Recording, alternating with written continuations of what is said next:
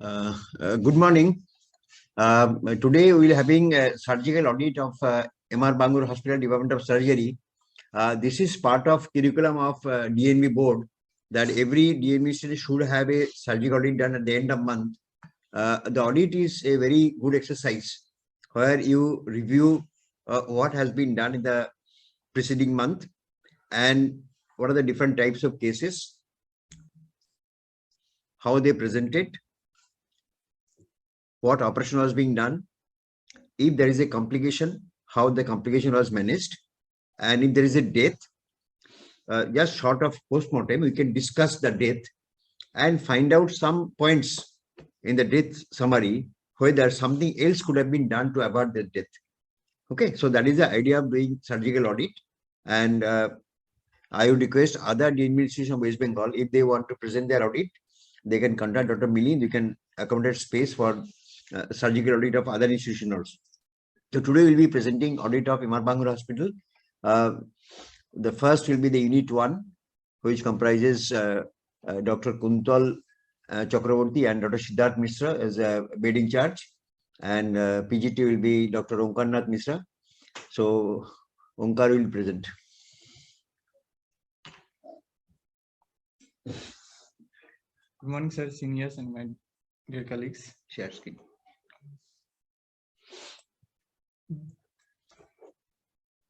Today I am going to present surgical audit of the month of July.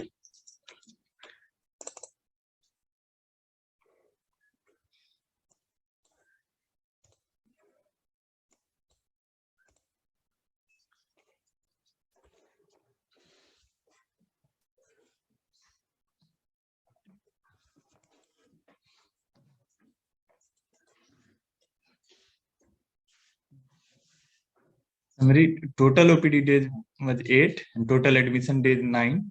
Total OPD patient 946. Total number of elective OT days 8. Total time in OT 58 hours and 25 minutes. Total number of minor OT days 10, and total number of mortality was 2.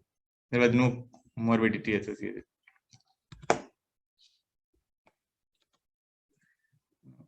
Total elective admission was 44, among which 23 was male and 21 female. Emergency admission 25. Elective operation 34. Emergency operation 8. Mortality 2.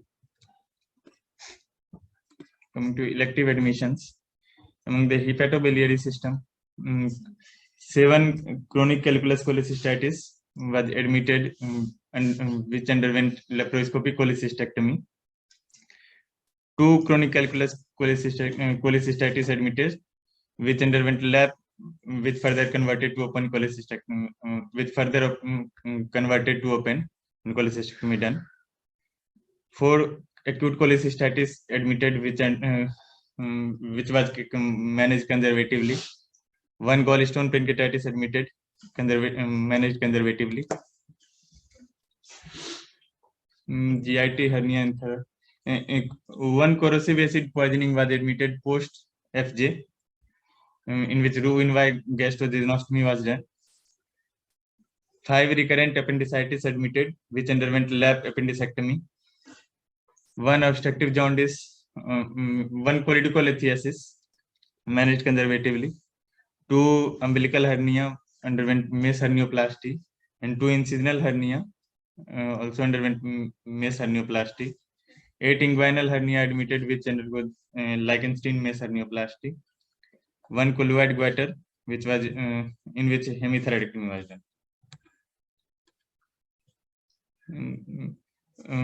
5 phimosis admitted, in which circumcision was done. 4 cellulitis admitted, conservatively managed, and 1 varicose vein, in which stripping of great saphenous vein and phlebectomy was done. In emergency admissions, 3 gallstone pancreatitis, which was managed conservatively.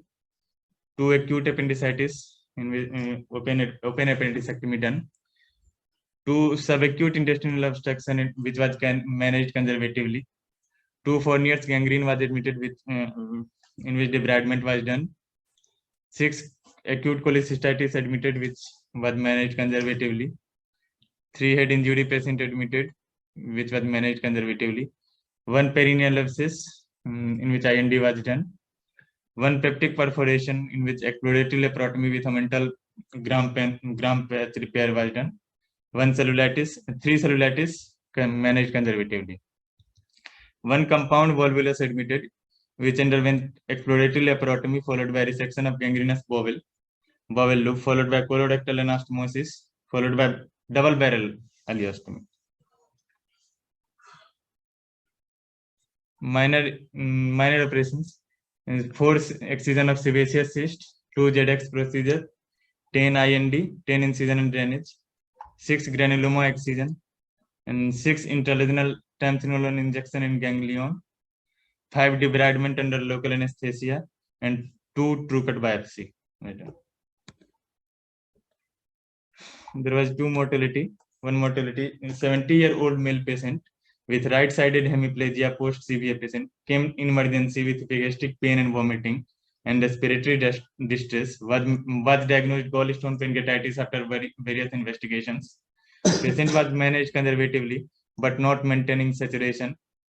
Patient was shifted to ICU and started oxygen therapy on day 4. Subsequently, pain subsided, but patient developed pneumonitis. Sir, good morning.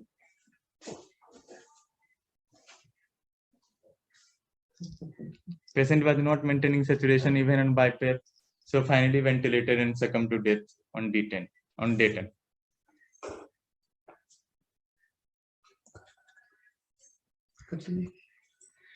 80-year-old male patient came in emergency. Second mortality: 80-year-old male patient came in emergency with features of acute intestinal obstruction. Exploratory laparotomy was done, which was diagnosed as compound volvulus. Resection of gangrenous bowel loop was done, followed by colorectal anastomosis, followed by double barrel ileostomy. Patient was in sepsis pre-operatively, and sepsis doesn't subsided post-operatively. Patient developed pneumonitis and multiple organ dysfunction syndrome. Patient finally succumbed to death on push of day 8. Thank you. Okay, go back to the main slide. Relative admissions.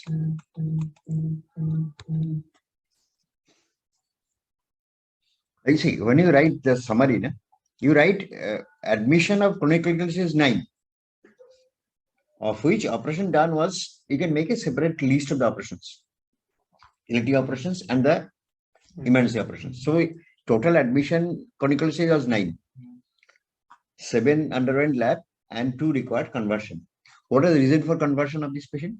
So there was gross adhesion. There was colon was adhered to the. In both cases.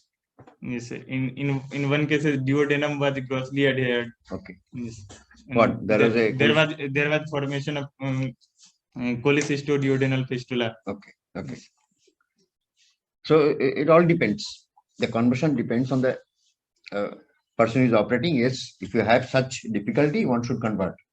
But it is possible to manage even the colorectal fistula also. In that case, you need to divide and then you have to repair that rent. Okay, so the reason is difficult and there was some gut addition and possibility of fistula. Sir, I would like to enter. The problem here was not with operation or anything. Everything was done laparoscopically. Yes. And we were having a 0-degree scope at that moment.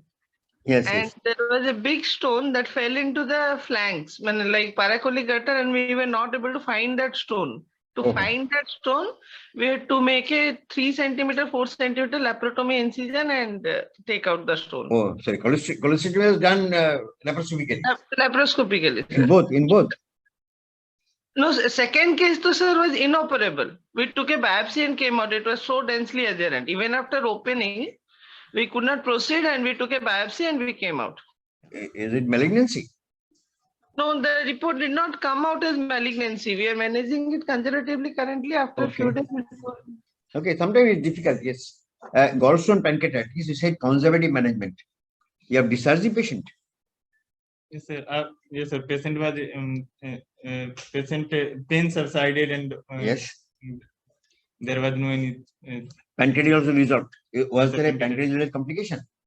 So earlier it was patient was having difficulty, was not maintaining saturation. But what is the recommendation? The patient has got gallstone pancreatitis. Patient is admitted under your care, and you have treated the patient. Patient has recovered from the effect of pancreatitis. There is no post-pancreatitis complications like fluid collection or necrosis. So what should be the strategy? Then lab cholecystectomy. When? On the When? same. Yes. On the same. So one should exclude. One is to exclude CVD stone. You exclude CVD stone, and then there is no CVD stone. Patient has resolved with pancreatitis. The standard of care is patient undergo lab in the same sitting, same admission. Otherwise, there might be another episode of pancreatitis. Next. You said cholelithiasis conservative management. What is that? Sir, Patient has cholelithiasis. Yes. Patient has gallstone disease also. Yes. So it is cholecystitis with cholelithiasis. So patient has admitted with what? Cholangitis. Yes, sir, cholangitis. And then? Then, sir, what same cases came for ERCP? ERCP was done. No, sir. What same, sir? Which was referred. Was referred. Oh. But one is, you should not say that conservative management. What we have done is patient has a cholangitis, treated with antibiotics, and then patient was planned for ERCP extraction followed by lab chole. Okay, I cannot say that we have done a only conservative management for a patient having cholelithiasis. Okay, next. Okay, next.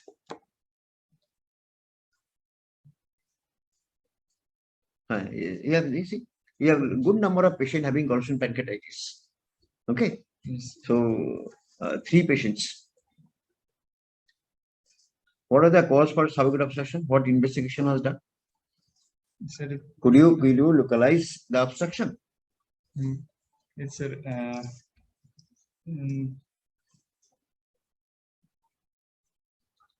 Sir, 2 patients of esophageal obstruction. Yes. Age of the patient. What is the possible cause? Sometimes even with investigation, the cause cannot be localized, but you at least should do some investigation to find Yes, out sir. the possible cause of CCT obstruction. was done.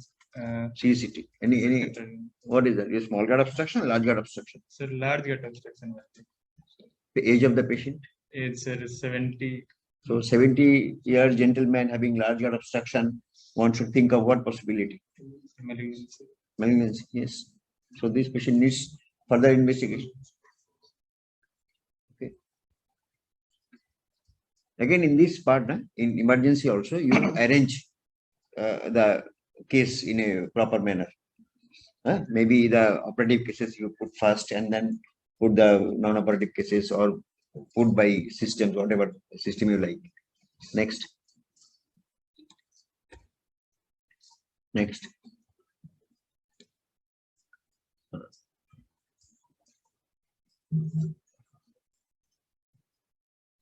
So this patient died of maybe pulmonary infection. Yes. Okay. Next.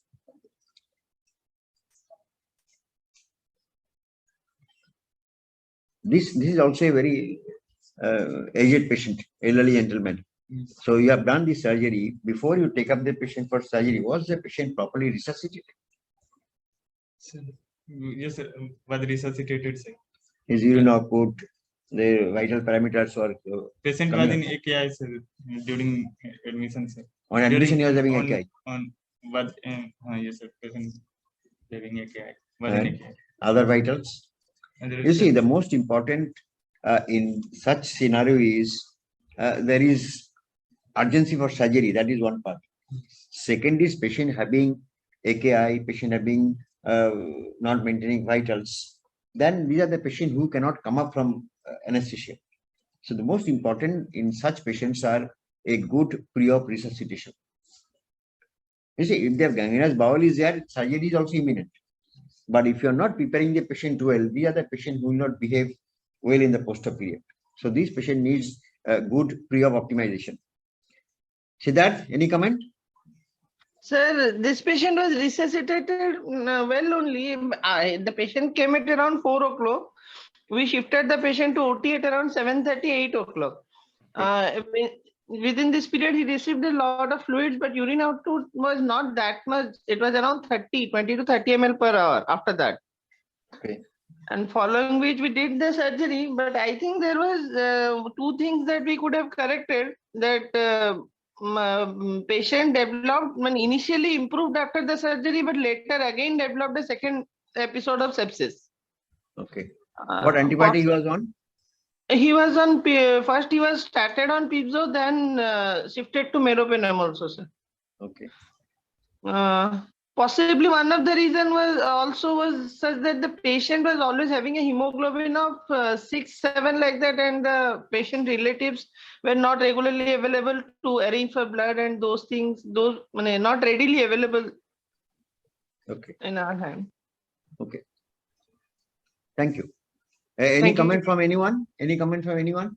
Dr. Rai is there? Dr. Rai is there? And one of the umbilical hernias, sir, was done that Omkar just mentioned, mesh hernioplasty. It was actually IFOM plus. Oh, okay. Yes. What mesh you put? Composite mesh, sir. Composite mesh. Okay. Okay. If there is no other comment, we will pass on to the next audit by Dr. Prashanjit Basu, who will present audit for Unit 2 General Surgery of MR Bangalore. Prashanjit, please. Male, female, all the correct. Yes, give the summary.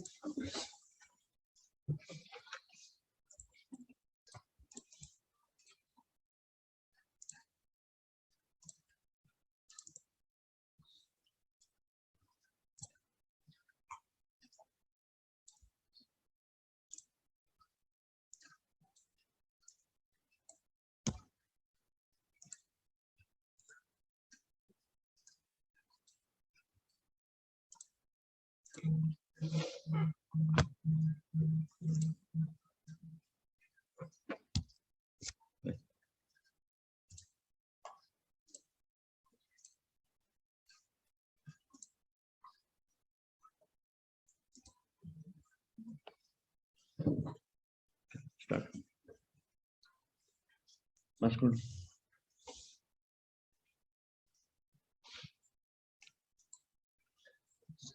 This total OPD days 9 days. Bagesh, look for Unit Has presenting audit of. sir, I am presenting surgical audit for July 2022 for Unit 2 General Surgery, MR Bangalore District Hospital. There is summary for this. Total OPD days 9 days, including admission days 10 days. Total patient with COVID-19 infection 1, which was later discharged. Total OPD patient is 1044, which includes some follow-up cases of old 442 and some new cases, which includes 602.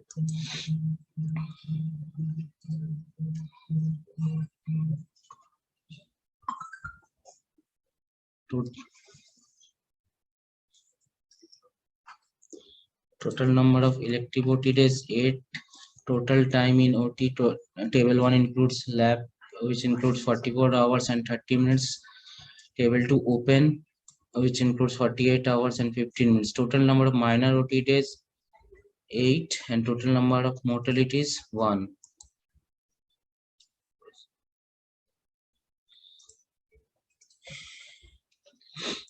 Elective admission includes 54. Emergency admission 15, elective operation done 49, emergency operation 14, mortality 1 and morbidity 1. Elective admission hepatobiliary and pancreatitis splenic surgery includes chronic calculus cholecystitis, which includes laparoscopic cholecystectomy, which includes 11, and open 3. This open is first of all started laparoscopy and then converted to open due to some gross adhesion, and therefore it is converted into open. And one cholecystectomy with cholecystectomy with CBD exploration done with cholecystectomy and repair of CBD over T-tube. And fistula in nanofistulectomy done. Total number of cases 8. Status loop ileostomy done. Lateral closure also, ileostomy reversal also done. Fissure in ano, lateral sphincterotomy done.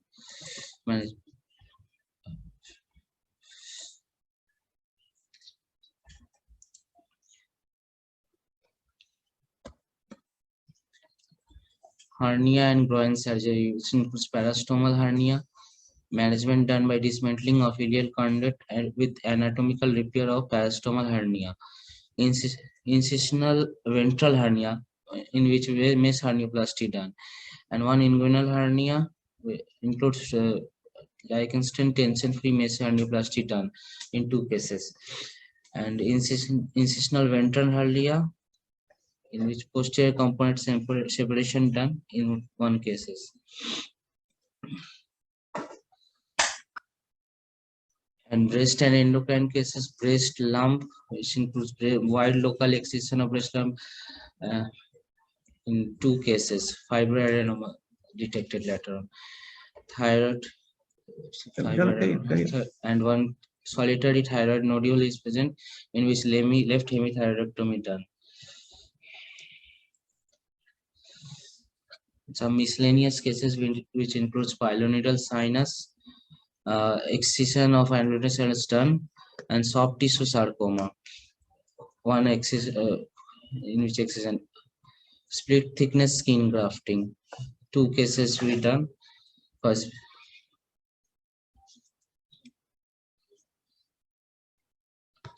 an emergency admission includes acute intestinal obstruction due to sigmoid volvulus, in which resection and followed by colostomy done, and 2 cases of acute appendicitis, open appendicectomy done, and diabetic ulcer cases, which includes 10 cases in which incision and debridement done, and 1 peptic ulcer perforation presented, in which Graham flash repair done.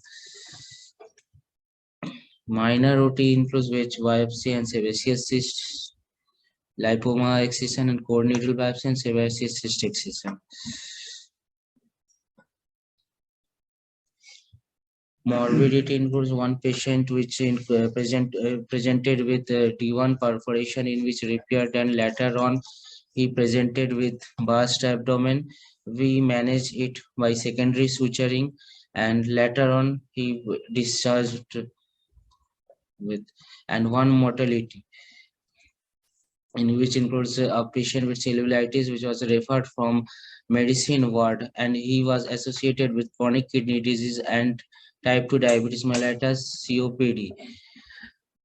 He was in severe septic shock with multi-organ dysfunction. We managed the cellulitis component, but due to the septic shock component, we try to resuscitate, but ultimately the patient is on cardiac arrest and he could not be resuscitated. Go back to the admission slide, elective admission.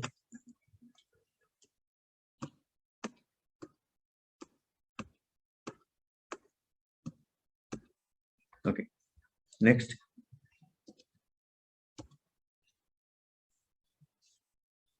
Okay, next.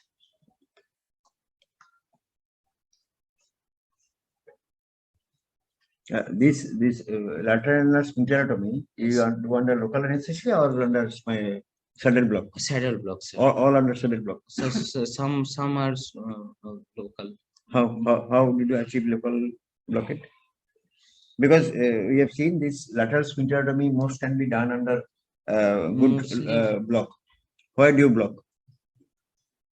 So, Milind, where do you block? So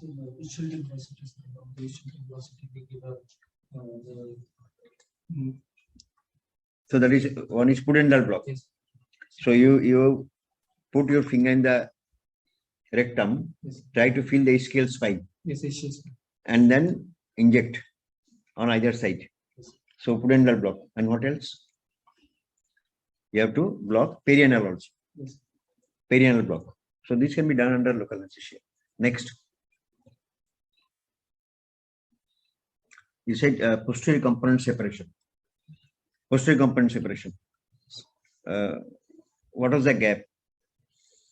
What was the gap in the hernia which required you to do a posterior component separation? This is done when you cannot oppose the margins. What was the gap pre-op? That need to be assessed. And you said parastomal hernia is a ileal conduit. Is it a patient having previous history of total cystectomy? What was the patient? You said ileal conduit means what? What is this patient? And what do you mean by anatomical repair of? You see, dismantling of ileal conduit means what? You have taken the conduit to the different location. Dr. Abhishek is online? Yes, sir, I'm there. Yeah. What was done for this patient? Sir, posterior component, sorry, sir, I missed due to some network problem. That parastomal hernia. Sir, I don't remember operating on this. I am seeing this patient for the first time. I mean, what he has written, I don't know of such a case being operated. Okay. Might be you are not there that maybe Dr. Rai has operated. Also, I don't know when was that CBD exploration with T-tube operated. I don't know. Roshanji? I think, sir, it was in When? July only. Is it July audit? This is the audit for the July. Yes, I should have been. I mean, I must have been there. Was there any CBD exploration operated over? Recently, we did a CBD exploration where we did a drainage procedure, but I don't remember of operating such a case, or maybe Dr. Rai operated. I don't know. Might be. What I'm saying is, for a parastomal hernia, you see, if you just do a anatomical repair, the tissues are quite thinned out. So anatomical repair is not a good technique for managing a parastomal hernia. Okay, the better web technique for repair would be a mesh placement. True, sir. So what is the repair? And you say dismantling means what? Dismantling means you shift this ileum to a different place. Was it done? Because these are all important. You see, you learn how to manage a parastomal hernia. Parastomal hernia, very common and very difficult to manage. Okay, if you want to place a mesh at all, you have to fashion the mesh around the ileum. Okay, so you have to reduce. And if you find that this is a very difficult area, in that case, you can close this original site of stoma and shift it to another place, and then do a proper mesh repair for this side of hernia. Next.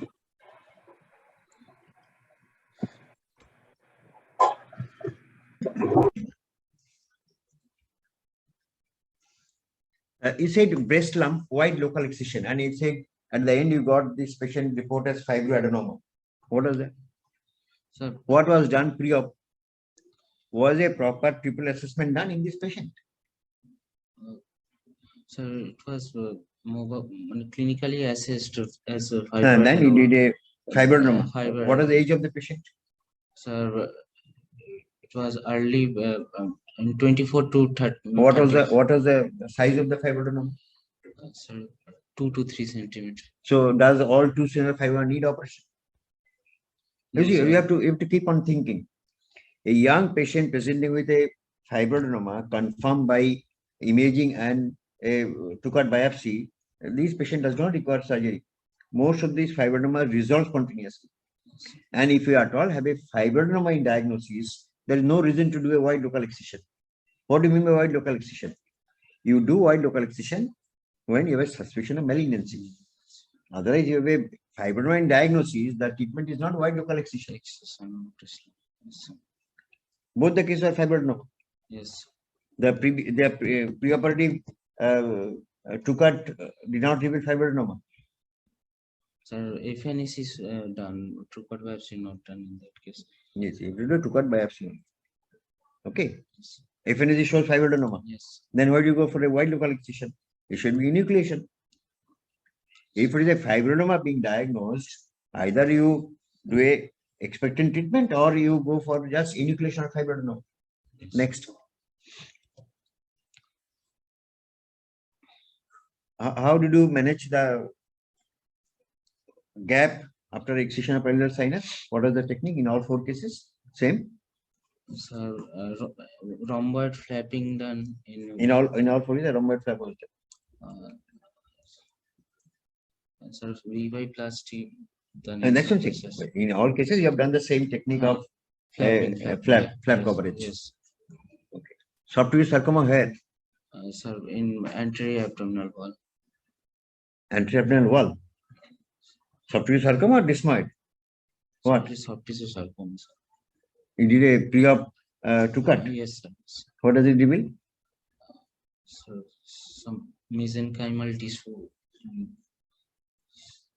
Is a female patient or male? Male patient, sir. Male patient. So what is the post-op biopsy report? Soft tissue sarcoma, sir. No, you have to get it. With ISC and everything, you should get a different diagnosis. Low-grade fibrosarcoma. Okay. So next.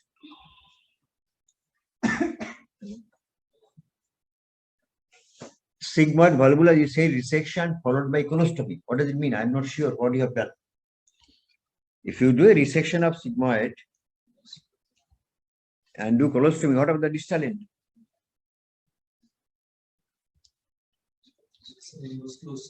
So it's a Hartmann's. So it's not only you should write clearly. If you have closed the distal end and brought the proximal end as colostomy, it should be called as Hartmann's.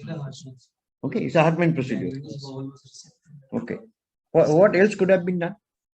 One option is Hartmann's. You reset the gangrenous bowel, close the distal, bring proximal as stoma. What else could have been done? If the patient is otherwise fit, what are the other options? One option is the best option if it is available and then patient is otherwise fit, a resection anastomosis, primary anastomosis. Or else it can be anastomosis and a decompressing stoma managed by a ileostomy. Okay, next. Next. You see, most of the time you don't consider the minor morbidities. Yes. If you operate 29, 30, 35 cases in a month, there has to be some morbidity. Morbidity, I mean any deviation from normal post-op. Patient might have wound infection. That is also a morbidity. And if you have more infection, you should analyze those infection patient. Why is infection happening? What are the bacteriological profile of this infection? So it's not morbidity is 1 or somebody say morbidity is 0.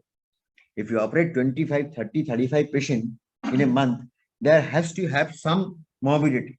So it's not a discredit to discuss the morbidity.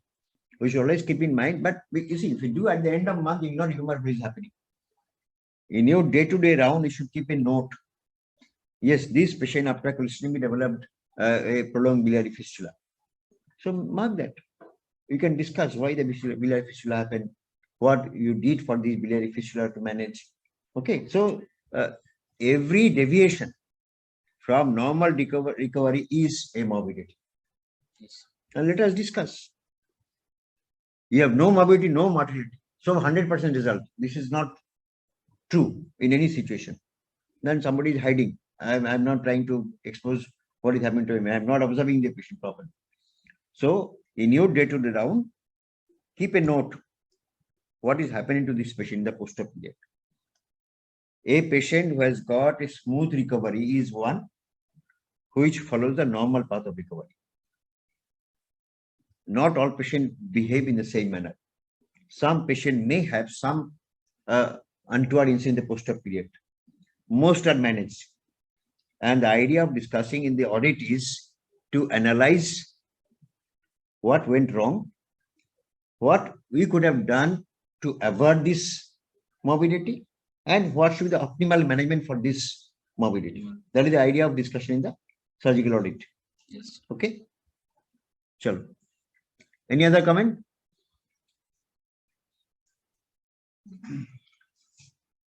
Chalo. The last audit will be by Dr. Deeptanu. we will present the Unit 3 audit for General Surgery Unit.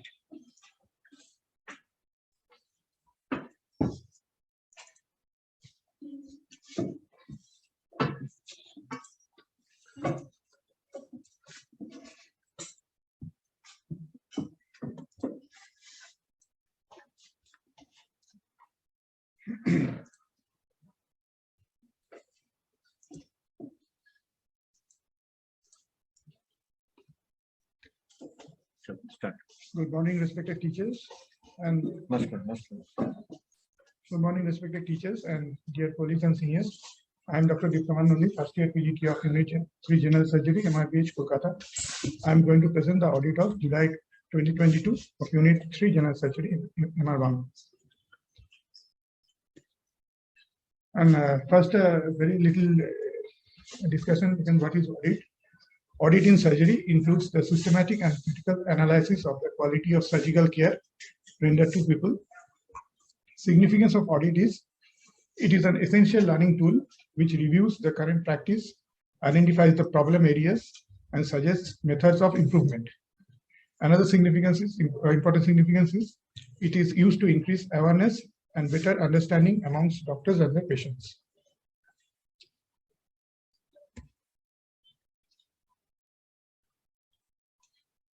Now, total number of OPD days in our unit in the month of July was 9. Total admission days was 11. Total patients with COVID-19 infection was 0. And total OPD patients was approximately about 910. Old patients was about 408 and new patients were about 502.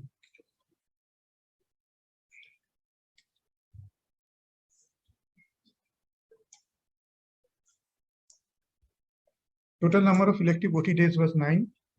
Total time in OT in table 1, which were lab OT, approximately 35 hours 30 minutes, and table 2 for open OTs, it was about 38 hours 15 minutes. Total number of emergency OT days was 9, and total number of mortalities was 0.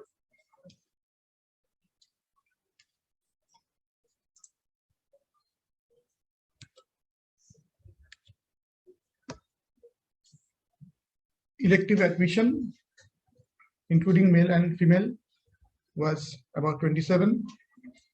Emergency admission 10. Elective operation 22. Emergency operation 3. Actually, it should be mortality. Printing mistake. Mortality was 0 and morbidity was 2. I'm sorry for the mistake. Okay. Next. And in elective cases regarding OT, chronic calculus cholecystitis, patients were operated by laparoscopic cholecystectomy methods, and total number of patients were 4. Cholecystectomy with cholecystectomy managed by open CBD exploration and cholecystectomy with repair of CBD. The patient in this case was a male patient, and only one case was there.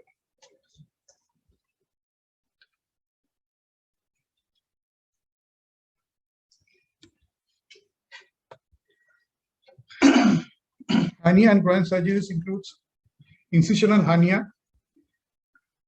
Total number of case was 2, where mesh hernioplasty was given, and another 7 cases for inguinal hernia, where also mesh hernioplasty was given.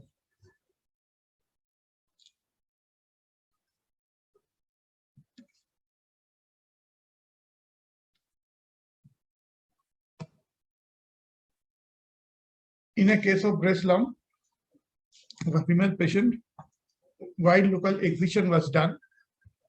And in another case of breast lump of female patient, breast conservative surgery was done.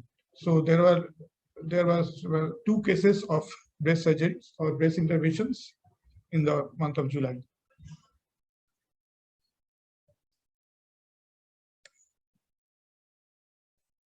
And regarding other miscellaneous OT and emergency cases, appendicitis case was total 3, in which appendicectomy was done. Scrotal abscess case was 1, in which debridement was done. there was a case of diabetic foot in a male patient in which below knee amputation was done. A case of acid peptic disease was managed conservatively. 2 cases of cellulitis in leg were there, which were also managed conservatively. A case of retroperitoneal tumor was there. It had a history of previous OT about 3 to 4 years ago, which again admitted in our department. He was managed conservatively and later referred to SSKM hospital for further chemo or radiation therapy. There were 2 cases of phimosis, which were managed by circumcision intervention.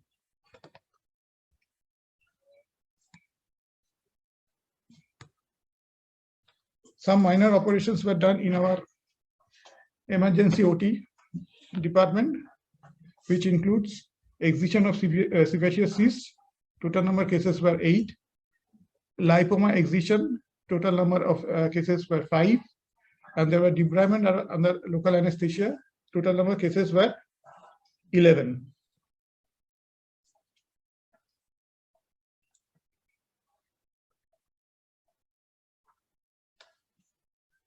Morbidity includes mainly wound infection.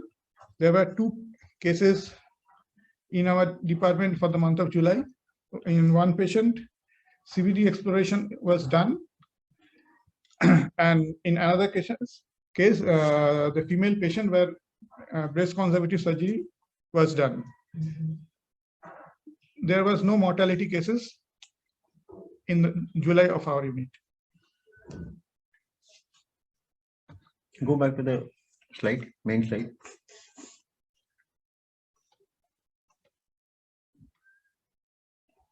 Yeah. Go.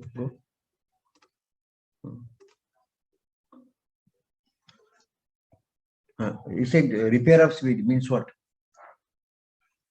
Repair of CBD can be done over a T-tube. It can be a primary repair.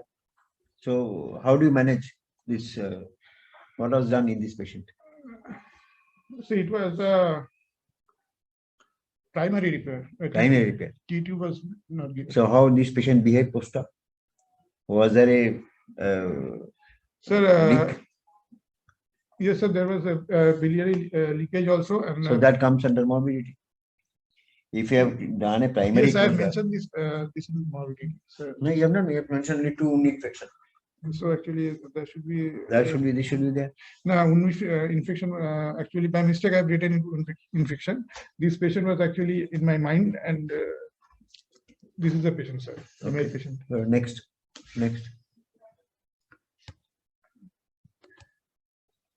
All inguinal hernia was open mesh herniaplasty, or it did a laparoscopy also? I think 1 or 2 was done laparoscopically. No.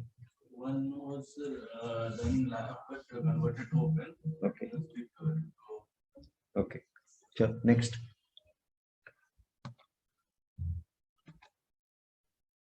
Again, we are writing the same line. Breast lump, white local excision of the breast lump. What does it mean? What was that patient? Sir, 2 breast patients, one was a huge fibroadenoma more than 5 centimeters. No, that is pilots. If I try to understand, if you have a giant fibroadenoma or a fibrous tumor, the treatment is wide local excision. And the next patient was CA breast. Diagnosis is not a breast lump. The next patient, we did a BCS with adjoint node dissection. Is a diagnosed case of carcinoma of breast. And try to give the stage. This you do in patient who has got an early carcinoma of breast or a locally advanced breast cancer who received neoadjuvant. These are patient who has got, I feel, T2, N0, yes. So in today level 1, level 2 node dissection and BCS. How was the gap managed? Volume displacement oncoplasty. So it is a type 1 oncoplasty. We have done excision. What should be the margin of excision? When you do a breast lump excision with diagnosis of carcinoma of breast, what should be the line of resection outside the tumor? Earlier it was 2 centimeter, then came to 1 centimeter. Now people are saying that if you put ink on the cut margin, no tumor in the ink is a clear margin. So even 5 mm margin is acceptable. And what is type 1 oncoplasty? It's called as volume displacement. You have a gap in one place, you mobilize the breast flap and rotate it. Okay, next. Give a clear diagnosis at the end of month. Okay. So next. This was a recurrent retroperitoneal tumor, which was clinically, we have to give the clear picture. This was a recurrent retroperitoneal tumor, which was clinically inoperable in view of the huge size. So patient was anemic, given blood transfusion, and then referred for some adjuvant therapy. Next. Next. Again, I am saying that you should keep a note of day-to-day happenings in the ward, so that at the end of month you can come out what was the morbidity in this patient population. There is some morbidity I can find. Some patient having wound infection, some patient having prolonged biliary drainage. Okay, so the other patient who needs another patient, I think had a colostomy done. It's in August. Okay. Okay. Okay. Any comment from anyone? No, sir, those two things only. Dituman has given a very nice outline of what surgical audit is and why you need to do the surgical audit. So that is the idea of initiating, and that this is also part of curriculum of national board, that every institution should have their audit being discussed at the end of month. Okay. Thank you. Thank you, sir. Thank you.